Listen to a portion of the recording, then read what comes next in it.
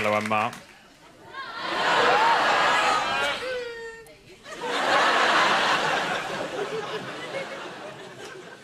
I'd like to start by clearing up that that is Mark with a K, not Mark with a C. You see, Marks with a C lack the solid dependability that the K offers. There's no debate with a K, it's a K sound. With a C, you have to decide. Is it a K or an S sound? Is it insect or incest?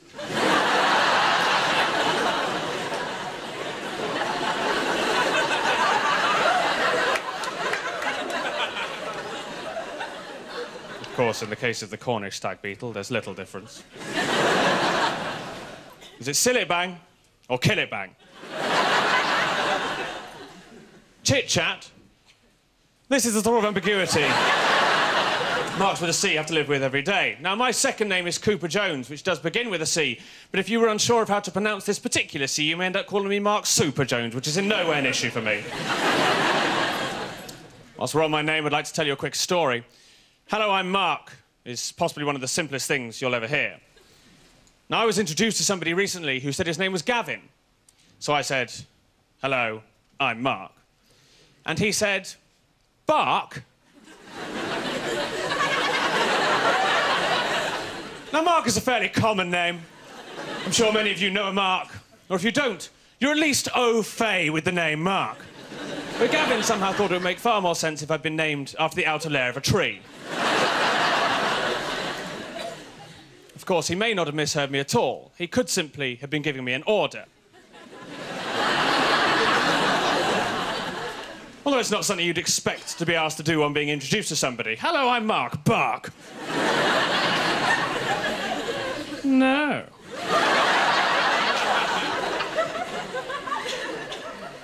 So I can tell that just by looking at me, a lot of you presume I was educated at some kind of a posh, all-boys, private boarding school where buggery was commonplace and you were forced to join the cadets. But actually, I managed to get out of the cadets after a year.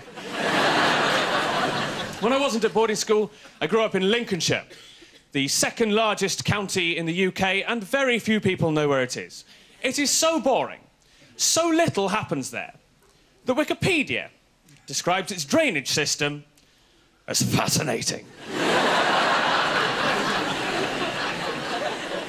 Then I went to university where I studied geography, and I soon realised, studying geography, there was only really one career path available to me, and that was teaching. You see, learning geography leads to teaching geography. The only reason people teach it is to create more geography teachers. It's like a sick, self-fulfilling prophecy. And nobody here is allowed to heckle colouring in because the correct term is, in fact, shading. But there's this stereotype about geography teachers that they're often in the school to do something besides just teaching geography. People assume that because your subject is broad, that your skill set is equally broad. So when I got asked a couple of weeks before the end of last term to go down to the junior school and dress up as Shakespeare for the day, I thought to myself, I finally earned the respect of my department. I had to talk to some 6-year-olds, which can be quite intimidating because they're very curious, but I had a script I had to learn, and it began like this. Hello, I'm William Shakespeare, and I was born in 1564 in Stratford-upon-Avon. My father, John, was an alderman. At this point, the first hand went up. What's an alderman? Good question. An alderman is what my father was. The teacher who was accompanying them then chipped in at this point and said, an alderman is actually someone who's quite respected in the town. Shakespeare's authority has now been undermined by a primary school teacher, ladies and gents. I managed to get back on track, and later on I got another difficult question. How many plays did you write? 40, I answered confidently. And I even followed it up with, because I wanted it to be a round number. A primary school teacher who was accompanying them again chipped in and said it was actually 37. I congratulated myself on getting that close. But I wasn't going to be undermined a second time, so I said, no, it was 40. You just haven't found 3 of them yet.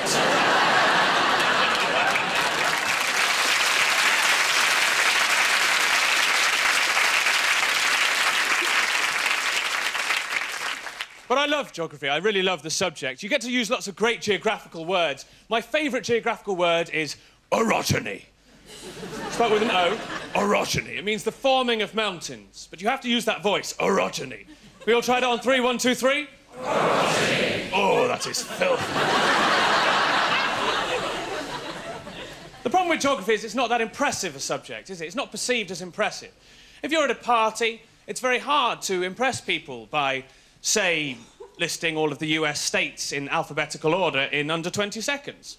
For example, Alabama, Alaska, Arizona, Arkansas, California, Colorado, Connecticut, Delaware, Florida, Georgia, Hawaii, Idaho, Illinois, Indiana, Iowa, Kansas, Kentucky, Louisiana, Maine, Maryland, Massachusetts, Michigan, Minnesota, Mississippi, Missouri, Montana, Nevada, Nebraska, New Hampshire, New Jersey, New Mexico, North Carolina, North Dakota, Ohio, Oklahoma, Oregon, Pennsylvania, Rhode Island, South Carolina, South Dakota, Tennessee, Texas, Utah, Vermont, Virginia, Washington, West Virginia, Wisconsin, Wyoming. It's just not that impressive.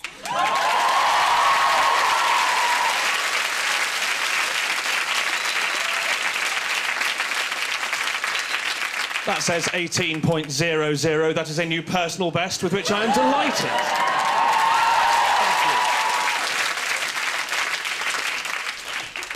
Can all the single people in please raise their hands for me? I'm not. Keep your hands up. I did see you all, so...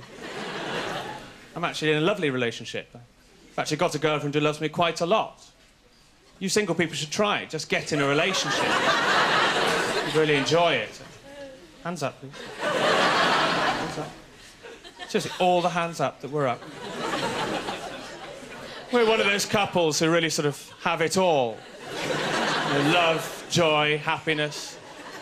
We're the sort of couple you really enjoy spending time with, particularly if you're single, because we sort of show you just how good your life could be. With this in mind, we like to invite all our single friends round for dinner, one at a time, as often as we can. There are some disadvantages to having a girlfriend. For example, when they dislocate your jaw. What happened is, because I'm quite a lot of fun,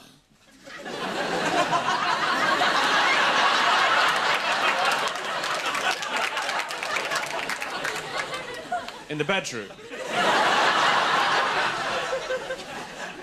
I was trying to eat her face, OK?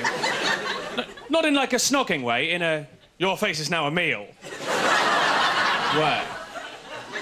So we were just fooling around. Fun Mark was really starting to hit his stride. And if anything, he was too much fun in the bedroom because his jaw locked open. Now, this being a fairly serious problem, the immediate reaction of those around you is to laugh in your face. Especially if those around you were just having their faces eaten by the victim of the dislocation. And there's only really one thing you can do in this situation, ladies and gents, and that's to go to hospital. Now, the waiting room in A&E is never a fun place to be at the best of times. But when you look like this...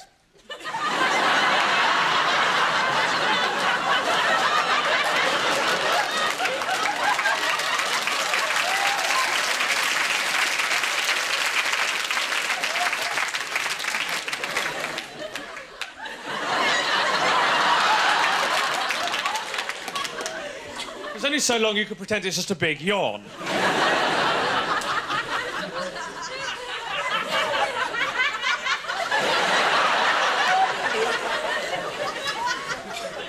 So that's one of the big disadvantages to having a girlfriend. But in general, it's great being loved, isn't it? I think deep down what we all really want is to be loved. When I sign off an email, love Mark, that is an order.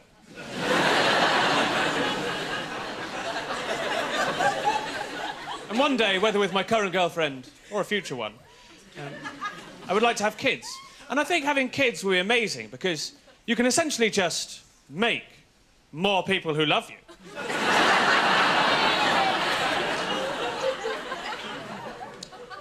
But I don't have any kids of my own at the moment. I do obviously work with children as a teacher. I'd like to start with year 9s. Year 9s. Aged 13 to 14. This is by far the most pubic year. And without doubt, the least pleasant to teach. And in one particular class, there is one particular child who the staff refer to only as Smelly Jonathan. I don't have to read his name out when I do the register. It simply goes, Harry, James...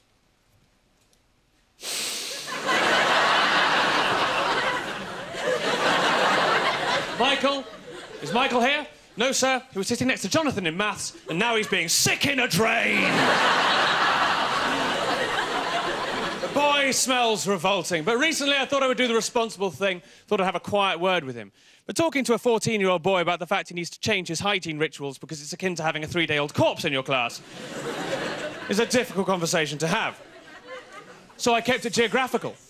I said, Jonathan, what's the principal centre of the Unitary Authority of North East Somerset? Bath? Go home, have one, never enter my classroom again smelling like a favela.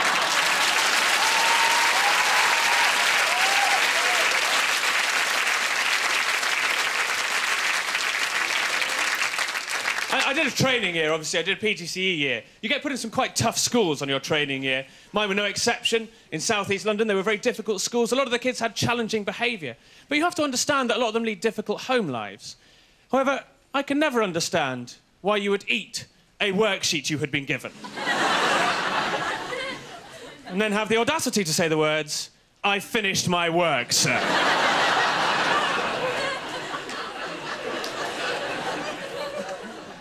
My teaching career began with a reception class in a primary school as a teaching assistant. They're aged 4 to 5 years old. It was loads of fun. They have so much energy. There is nothing funnier than a fat child. So I began in primary school.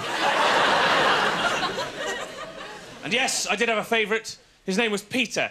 His best line of written work read, "An egg is cold like the sun."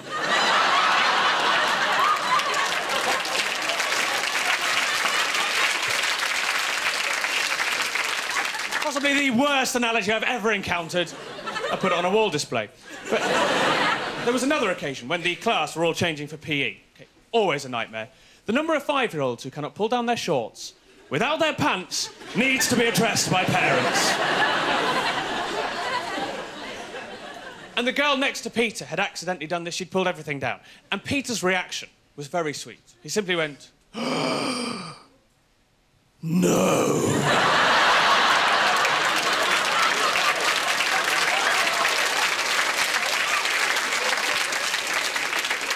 Lovely show. When I came to leave the school, Peter was a bit upset that I was leaving. And I got a bit upset that he was upset.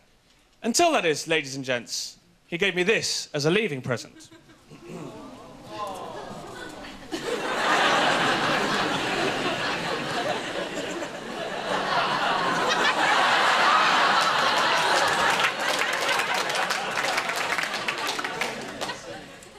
Now, never mind the fact that Mark is spelt not only with a C, but with a U. Never mind the strange picture of a pink bunny about to commit suicide off the top of this house. We can even ignore the disproportionate size of the tree trunk.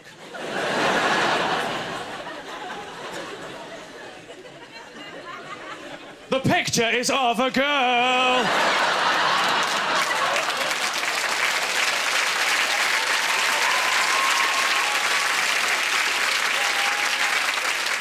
The skirt could have been accidental, but the high heels could not. Makes me think our entire friendship was based on a monumental misunderstanding on Peter's part. Ladies and gents, that is all from me. I've been Mark Cooper-Jones. You have been absolutely lovely. Thank you very much.